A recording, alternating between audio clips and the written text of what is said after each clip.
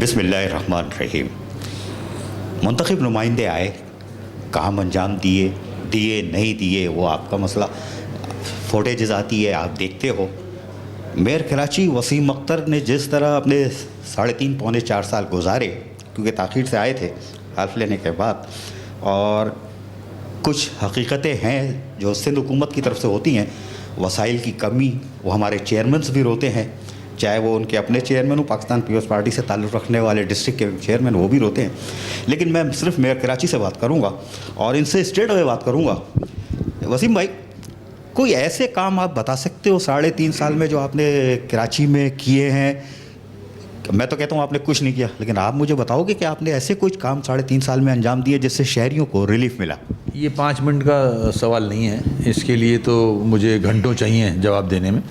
जो डिपार्टमेंट्स हमारे पास हैं पाक से रिलेटेड, उसमें बेहतरी लेके आए हैं हम। हॉस्पिटल्स के अंदर बेहतरी लेके आए हैं हम। सड़कों में हमने काम किया है। इवन हमने जो हमारा डोमेन नहीं भी बनता था सीवरेज का, जो सिंध गवर्नमेंट के पास है, उसके भी हमने पाइप डाले हैं, उसमें भी बहुत काम किया है हमने। उसके अलावा जो इंक्रोचमेंट है उसको हमने बेहतर किया, इंक्रोचमेंट रिमूव किए हमने।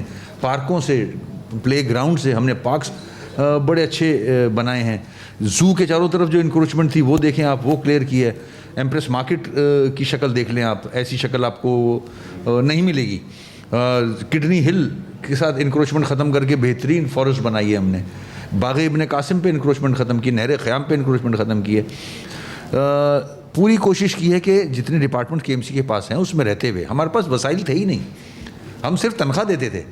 हमारे पास ना अपनी जनरेशन है, ना गवर्नमेंट ऑफ सिंध हमें देती है, जो एलोकेट करती है वो भी पूरा नहीं देती। तो जो छोटा मोटा काम सड़कों का हमने किया है वो उन इलाकों में सबके सामने है।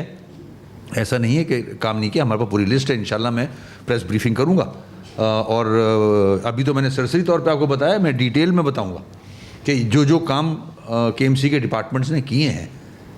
वैसे भाई ये तो सही है, क्योंकि आप भी जानते हो मुनाफिक नहीं हो, ये अभी करेंगे प्रेस कॉन्फ्रेंस, लेकिन ये इन्होंने फ़कीर कॉलोनी जो बल्दिया और औरंगीटन के बीच में है, पहाड़ तक इलाका जाता है, हमारे पख्तून भाई की बरादरी है, वहाँ सड़क बनी थी। वो जो मैं इनको पसंद इसीलिए करता हूँ कि उस इलाके में कोई नहीं गया था और वो एडीपी की स्कीम से। अच्छा, अब आ जाइए सर, एडीपी पे आपको एक शायद किस्त मिली है, वो भी 19-20 में तो मिली नहीं, और एक किस्त आई है और 20 चल रहा है और वो भी ख़त्म हो गया जून।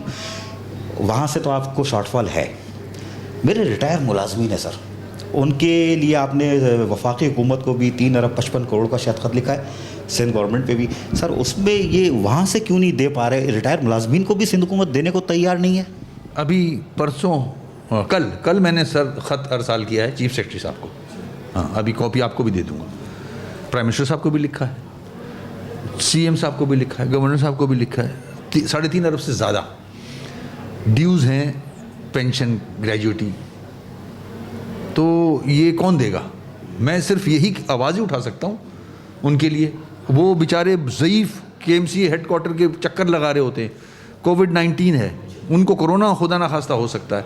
ये भी लिखा है मैंने ख़त के अंदर कि इन पर रहम करें, इनका हक़ है, वो मेरे पास नहीं है। डिस्ट्रिक्ट के जितने भी डिस्ट्रिक्ट हैं उनकी रिस्पॉन्सिबिलिटी हमारे पास है, उनके सारे बिल्स जो हैं वो हमारे पास आते हैं। वो बेचारे बुज़ुर्ग चक्कर लगा रहे होते हैं और मुझे अफसोस होता है देख के उनको। मैं इनकी हेल्प नहीं कर सकता क्योंकि सिंध गवर्नमेंट वो पेंशन के पैसे ही नहीं दे रही। अब आखिरी ख़त मैंने चीफ सेक्रेटरी साहब से रिक्वेस्ट की है कि ये हल करा दें। इन पेंशन जो बुज़ुर्ग हैं, बूढ़े लोग हैं, उनको पेंशन तो मिल जाए। किसी की बच्ची की शादी रुकी हुई है, किसी का क्या घर की कंस्ट्रक्शन छत रुकी हुई है, किसी का इलाज रुका हुआ है, तो खुदा का वास्ता है कोई केयर करें। वसीम भाई, अभी आपकी आरिफ अलवी सदर मुमलिकत से भी मुलाकात हुई है, फिर अमीनुल हक भाई हमारे वफाक में बैठे हुए हैं, आपने भी शायद पता नहीं प्राइम मिनिस्टर से मुलाकात की नहीं की। अभी जो इस्लामाबाद गए थे, वहाँ प्रेशर क्यों नहीं बढ़ा रहे? आप वफाकी हुकूमत का हिस्सा है सर। जैसे क्या मतलब रिक्वेस्ट ही कर सकते हैं ना, और क्या प्रेशर बढ़ाएंगे? के इलेक्ट्रिक के मसले पे वहाँ बैठ के प्रोटेस्ट कर लिया इस्लामाबाद जाके, और क्या करें? क्या साहिब इक़्तिदार को नज़र नहीं आ रहे मसाइल? कब तक हिलाते रहेंगे हम उन्हें? ये तो अवाम देखे ना, हम तो हर इशू पे आवाज़ बुलंद कर रहे हैं, चाहे वो कराची के इशूज़ हों। 4 साल से मैं ये आवाज़ बुलंद कर रहा हूँ कि कराची के साथ ज़्यादती हो रही है, नाजायज़ हो रहा है, ये इलेक्शन कराने ही नहीं चाहिए थे अगर ये वसाइल और इख्तियारात देने थे। और यही अगर इख्तियारात वसाइल रखने तो आइंदा इलेक्शन ना कराएं, पैसे का ज़िया है वो। क्योंकि इन वसाइल और इख्तियार के साथ कोई भी डिलीवर नहीं कर सकता, सवाल ही पैदा नहीं होता है। बिल्कुल सही कह रहे हैं, इन वसाइल में तो खैर बहुत मुश्किल है। लेकिन मुझे बताएं, अगर फर्स्ट कर ले आप चले गए, 30 अगस्त आ गई, आपको रवाना कर दिया, मुंतखब नुमाइंदे चले गए, एडमिनिस्ट्रेटर आ जाते हैं, फिर अगर फंड रेज होते हैं, फिर आप क्या कहोगे? नहीं, कराची के लिए अगर कोई काम होता है मैं तो उसका साथ दूंगा। कराची के अगर मसाइल हल कर रहा है कोई भी करे, अगर उसका इंटरेस्ट ये है कि मैं हट जाऊं तो वो करे।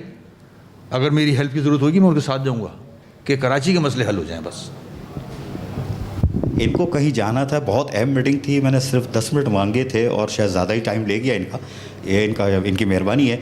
लेकिन इन्होंने कहा है कि अगर आप मुझे हटाना चाहते हो कल हटा दो, लेकिन अगर कराची के इंटरेस्ट में और कराची की तामीर करते हो, मैं मेयर कराची नहीं भी होऊंगा तो हम आपके साथ खड़े हुए होंगे। बड़ी बात है। और सबसे बड़ी मेरा एजेंडा होता है रिटायर मुलाजमीन, उनके लिए आपने अल्फाज सुन लिए।